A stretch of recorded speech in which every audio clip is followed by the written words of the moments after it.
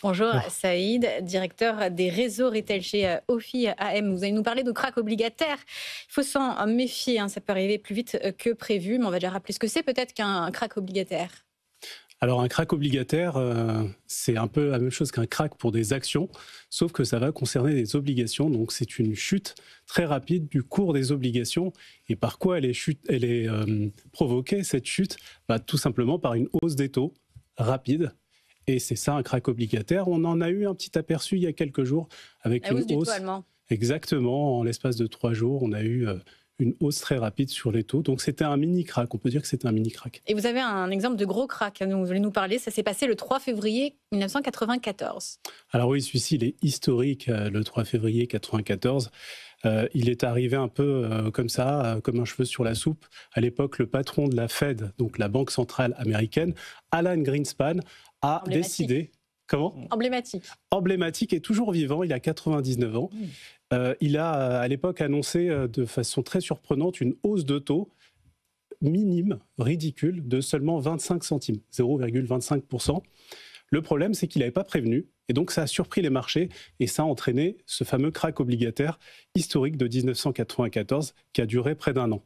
Ouais, d'où l'importance maintenant de la forward guidance, prévenir les marchés. La fameuse forward guidance, si on veut briller en soirée, on utilise ce terme. Ce sont tout simplement des mesures qui sont là pour rassurer les marchés. En gros, on prépare les marchés à chaque message des banquiers centraux pour leur dire voilà ce qu'on va faire. On va maintenir les taux très bas pendant telle ou telle période, ou alors on va faire en sorte que les taux ne dépassent pas telle ou telle période. Et c'est vrai qu'à l'époque, en 1994, il y avait beaucoup moins d'outils de communication. Il y avait la personnalité un peu atypique, vous avez raison, de Greenspan, qui aimait pas trop préparer les marchés.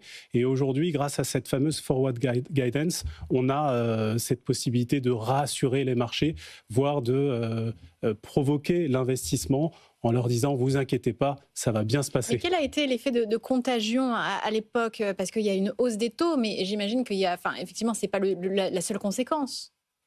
Alors, il y a eu une contagion à l'échelle mondiale, on peut le dire, puisque l'Europe a été touchée, mais surtout les pays émergents, et en particulier le Mexique, qui, début des années 90, était très à la mode en termes d'investissement économique, puisque frontalier des États-Unis, intéressant au niveau de sa monnaie qui était sous-évaluée, et puis qui était entré dans l'ALENA, et un petit peu avant, dans les années 80, qui était entré dans l'Organisation mondiale du commerce.